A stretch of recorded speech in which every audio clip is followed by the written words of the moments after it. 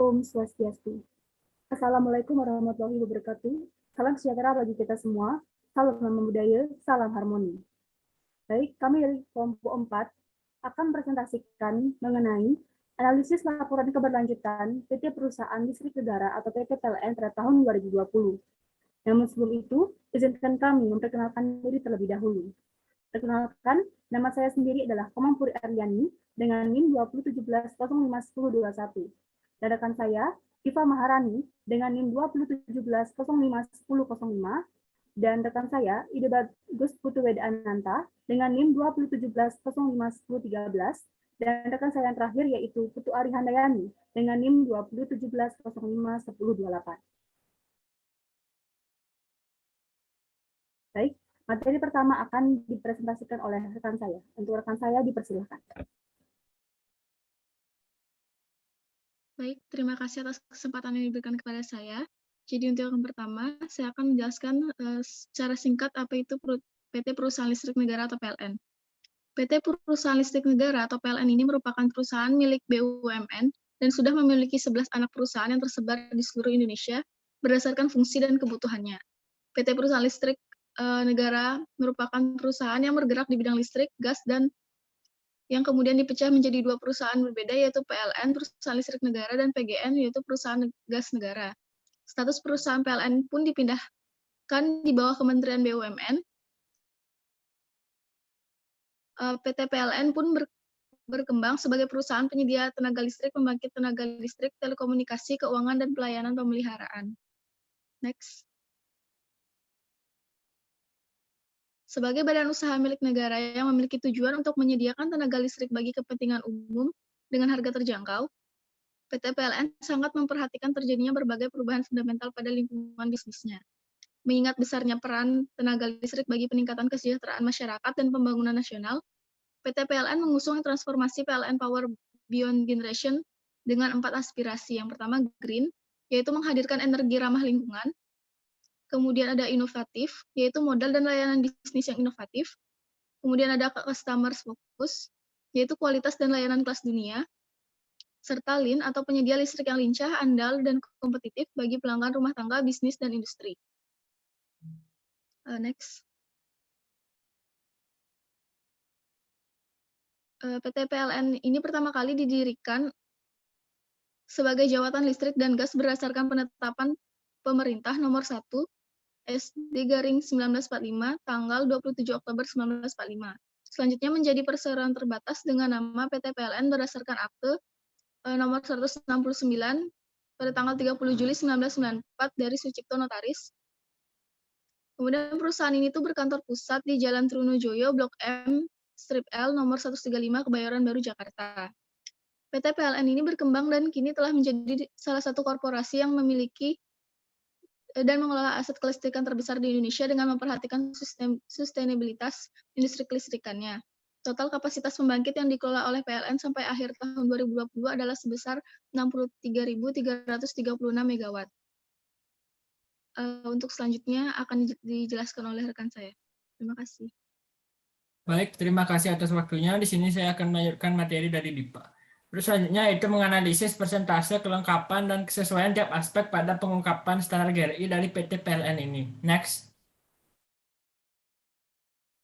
Pada aspek pengungkapan umum, di sini bisa kita lihat pengungkapan yang terpenuhi dari aspek-aspek tersebut berjumlah rata-rata 61%.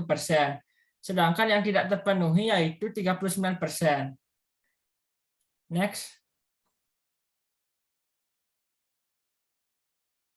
Lalu pada aspek pengungkapan kinerja ekonomi, rata-rata pengungkapan yang terpenuhi yaitu 29%. Dan yang tidak terpenuhi yaitu 71%. Next. Pada aspek pengungkapan kinerja lingkungan, bisa kita lihat pengungkapan yang terpenuhi yaitu sebanyak rata-ratanya 9% dan yang tidak terpenuhi yaitu 91%. Next. Dan kita bisa lihat pada aspek pengungkapan kinerja sosial dari sekian banyak aspek. Next. Yang terpenuhi yaitu rata-ratanya 20% dan yang tidak terpenuhi 80%. Nah, berdasarkan dari hasil analisis di atas, dapat diketahui bahwa PT PLN memakai opsi inti dalam pengungkapan standar GRI pada laporan keberlanjutan perusahaannya. Opsi inti di sini berisi elemen esensial dari laporan keberlanjutan yang melandasi pengungkapan organisasi mengenai dampak ekonomi, lingkungan sosial, serta kinerja tata kelola.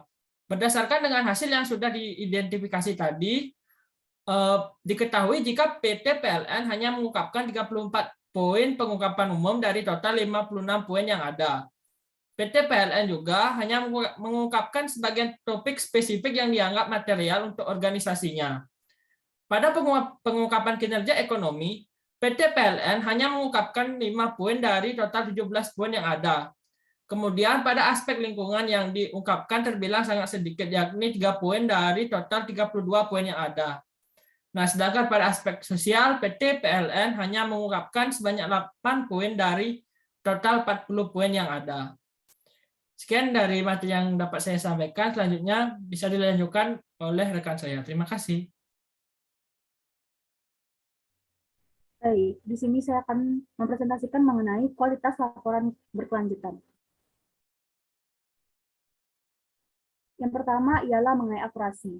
Akurasi artinya, informasi yang dilaporkan suatu laporan berkelanjutan harus akurat dan terperinci bagi stakeholders untuk menilai kinerja organisasi pelapor.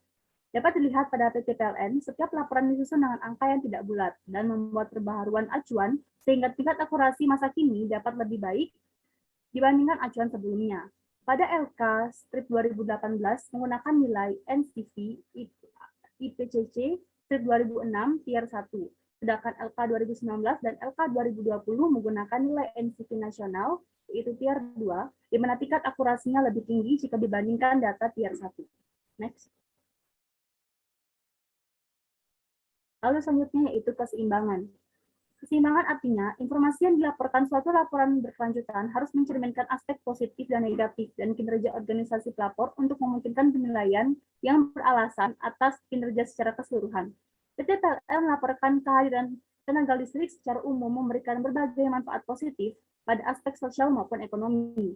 Nah, satu-satunya dampak negatif dari kehadiran tenaga listrik adalah pada aspek lingkungan, yakni proses produksi tenaga listrik yang sebagian besar masih menggunakan sumber energi fosil, baik batu bara, BBM, dan gas. Next. Selanjutnya ialah kejelasan.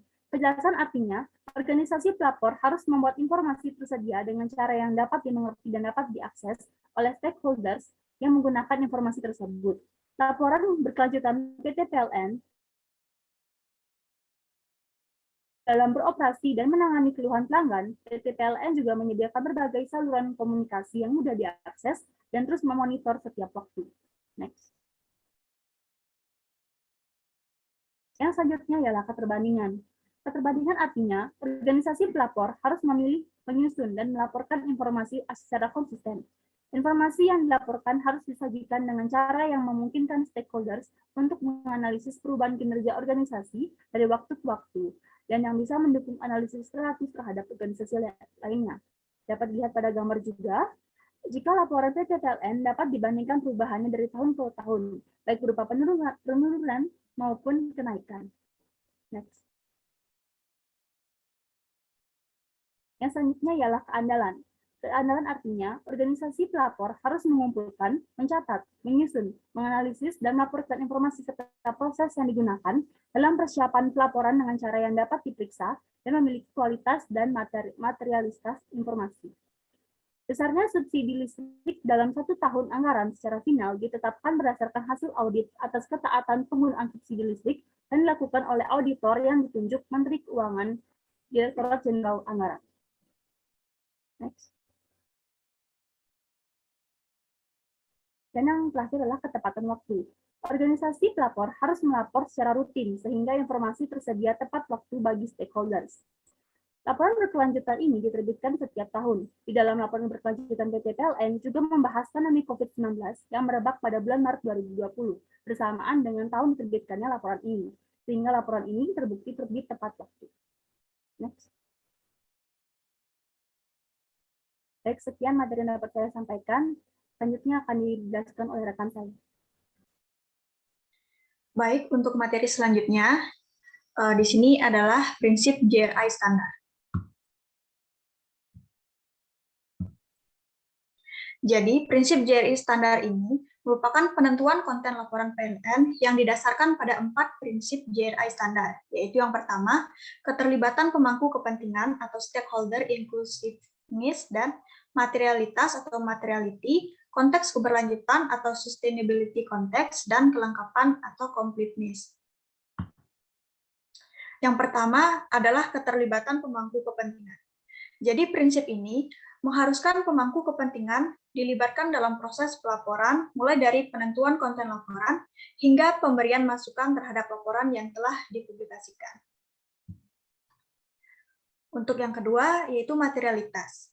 Jadi prinsip ini mengharuskan laporan berisi isu-isu atau aspek material yang diperlukan oleh pemangku kepentingan dalam mengambil keputusan. Dapat dilihat seperti gambar ini, yaitu grafik materialitas dari PT PLN. Kemudian yang selanjutnya adalah konteks keberlanjutan. Di sini, prinsip ini mengharuskan laporan meliputi seluruh isu-isu keberlanjutan yang relevan bagi PLN. Dan yang terakhir adalah kelengkapan. Jadi prinsip ini mengharuskan laporan dibuat dengan cakupan dan juga periode pelaporan tertentu, serta didukung data yang lengkap untuk cakupan dan juga periode pelaporan. Sekian materi yang dapat saya sampaikan, saya kembalikan kepada moderator. Baik, sekian materi yang dapat kami sampaikan. Jika ada salah kata, kami mohon maaf. Kami tutup dengan Parama Santi. Om Santi, Santi, Santi Om. Terima kasih.